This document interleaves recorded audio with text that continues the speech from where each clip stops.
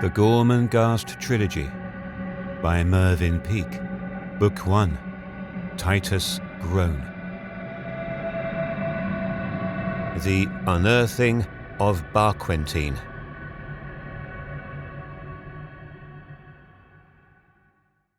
The earl, tired from a day of ritual, during part of which it was required of him to ascend and descend the Tower of Flints 3 times by the stone staircase, leaving on each occasion a glass of wine on a box of wormwood placed there for the purpose on a blue turret, had retired to his room as soon as he was able to get away from the last performance of the day, and had taken a more powerful dose of laudanum than he had previously needed. It was noticed that he now brought to his work during the day a fervour quite unprecedented. His concentration upon detail and his thoroughness in the execution and understanding of the minutiae involved in the monotonous ceremonies were evidence of a new phase in his life. The loss of his library had been a blow so pulverizing that he had not yet begun to suffer the torment that was later to come to him. He was still dazed and bewildered, but he sensed instinctively that his only hope lay in turning his mind as often as possible from the tragedy and in applying himself unstintingly to the routine of the day. As the weeks passed by, however, he found it more and more difficult to keep the horror of that night from his mind. Books which he loved not only for their burden, but intrinsically for varying qualities of paper and print, kept reminding him that they were no longer to be fingered and read.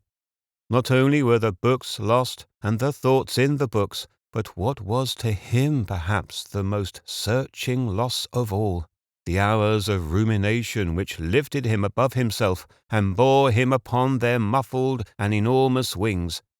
Not a day passed but he was reminded of some single volume, or of a series of works, whose very positions on the walls was so clearly indented in his mind. He had taken refuge from this raw emptiness in a superhuman effort to concentrate his mind exclusively upon the string of ceremonies which he had daily to perform. He had not tried to rescue a single volume from the shelves, for even while the flames leapt around him, he knew that every sentence that escaped the fire would be unreadable and bitter as gall, something to taunt him endlessly. It was better to have the cavity in his heart yawning and completely empty than mocked by a single volume. Yet not a day passed but he knew his grip had weakened. Shortly after the death of Sourdust in the library, it was remembered that the old librarian had had a son, and a search was made at once. It was a long time before they discovered a figure asleep in the corner of a room with a very low ceiling. It was necessary to stoop in order to enter the apartment through the filthy walnut door. After having stooped under the decaying lintel, there was no relief from the cramped position, and no straightening of the back, for the ceiling sagged across the room for the most part at the level of the door-head, but at the centre, like a mouldering belly, it bulged still further earthwards, black with flies. Ill-lit by a long horizontal strip of window near the floorboards, it was difficult for the servants who had been sent on this mission to see at first whether there was anyone in the room or not. A table near the centre with its legs sawn halfway down, into which they stumbled, had, as they soon discovered, been obscuring from their view Barquentine, old Sourdust's son. He lay upon a straw-filled mattress.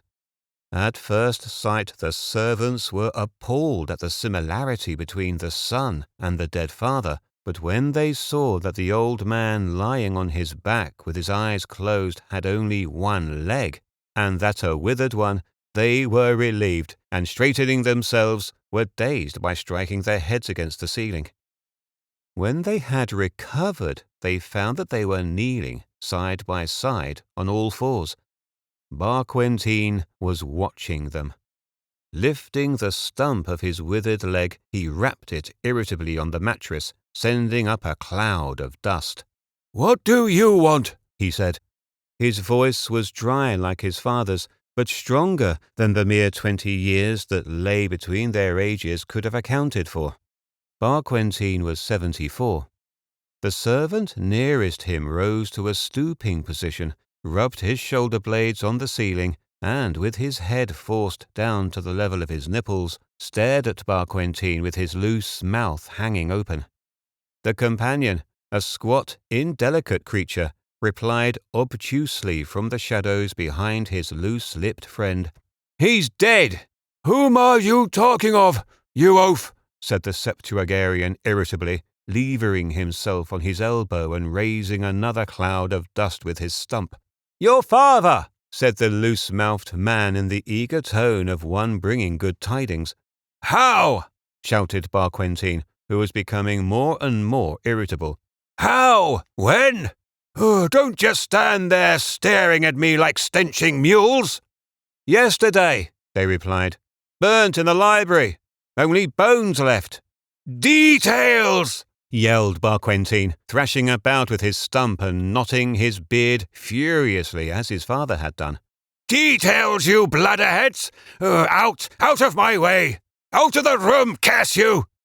Foraging about in the darkness, he found his crutch and struggled onto his withered leg. Such was the shortness of this leg that when he was on his foot it was possible for him to move grotesquely to the door without having to lower his head to avoid the ceiling.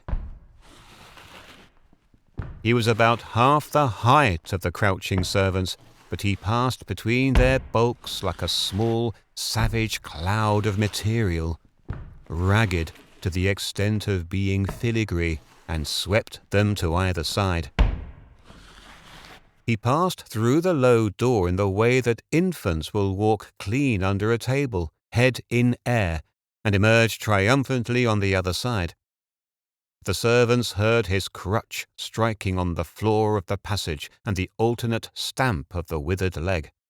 Of the many things that Barquentine had to do during the next few hours, the most immediate were to take command of his father's apartments, to procure the many keys, to find and don the crimson sacking that had always been in readiness for him against the day of his father's death, and to acquaint the earl that he was cognizant of his duties, for he had studied them, with and without his father, for the last 54 years, in between his alternative relaxations of sleep and of staring at a patch of mildew on the bulge-bellied ceiling of his room. From the outset, he proved himself to be uncompromisingly efficient. The sound of his approaching crutch became a sign for feverish activity and trepidation. It was as though a hard, intractable letter of the grown law were approaching, the iron letter of tradition. This was for the earl a great blessing, for with a man of so strict and unswerving a discipline, it was impossible to carry through the day's work without a thorough rehearsal every morning, Barquentine insisting upon his lordship learning by heart whatever speeches were to be made during the day and all the minutiae that pertain to the involved ceremonies. This took up a great deal of the earl's time and kept his mind to a certain degree from introspection. Nevertheless, the shock he had sustained was, as the weeks drew on, beginning to have its effect. His sleeplessness was making of each night a hell more dreadful than the last. His narcotics were powerless to aid him, for when after a prodigious dose he sank into a grey slumber, it was filled with shapes that haunted him when he awoke, and waved enormous sickly-smelling wings above his head, and filled his room with the hot breath of rotting plumes. His habitual melancholy was changing day by day into something more sinister.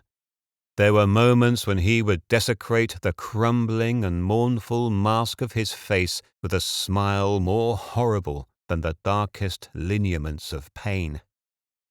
across the stoniness of his eyes a strange light would pass for a moment, as though the moon were flaring on the gristle, and his lips would open, and the gash of his mouth would widen in a dead, climbing curve. Steerpike had foreseen that madness would sooner or later come to the Earl, and it was with a shock of annoyance that he heard of Barquentine and of his ruthless efficiency.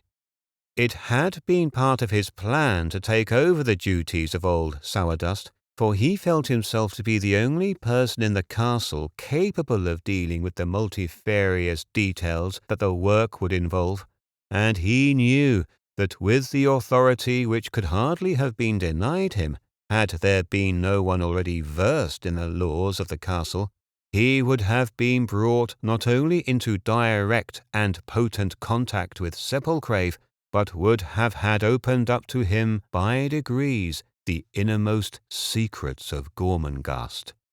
His power would have been multiplied 100-fold, but he had not reckoned with the ancientry of the tenets that bound the anatomy of the place together. For every key position in the castle there was the apprentice, either the son or the student, bound to secrecy. Centuries of experience had seen to it that there should be no gap in the steady, intricate stream of immemorial behavior. No one had thought or heard of Barquentine for over 60 years, but when old Sourdust died, Barquentine appeared like a well-versed actor on the mouldering stage, and the slow drama of Gormenghast continued among shadows. Despite this setback in his plans, Steerpike had managed to make even more capital out of his rescue work than he had anticipated. Flay was inclined to treat him with a kind of taciturn respect. He had never quite known what he ought to do about Steerpike. When they had coincided a month previously at the garden gate of the Prune Squallers, Flay had retired as from a ghost, sullenly glancing over his shoulder at the dapper enigma, losing his chance of castigating the urchin. In Mr. Flay's mind, the boy Steerpike was something of an apparition. Most fathomless of all, the lives of the Earl, the Countess, Titus, and Fuchsia had been saved by the whelp, and there was a kind of awe, not to say admiration, mixed with his distaste. Not that Flay unbent to the boy, for he felt it a grievance that he should in any way admit equality with someone who had come originally from Swelter's kitchen. Barquentine also was a bitter pill to swallow, but Flay realized at once the traditional rightness and integrity of the old man. Fuchsia, for whom the fine art of procedure held less lure, found in old Barquentine a creature to hide from and to hate, not for any specific reason, but with the hatred of the young for the authority vested in age. She found that as the days went on, she began to listen for the sound of his crutch striking on the floor like the blows of a weapon.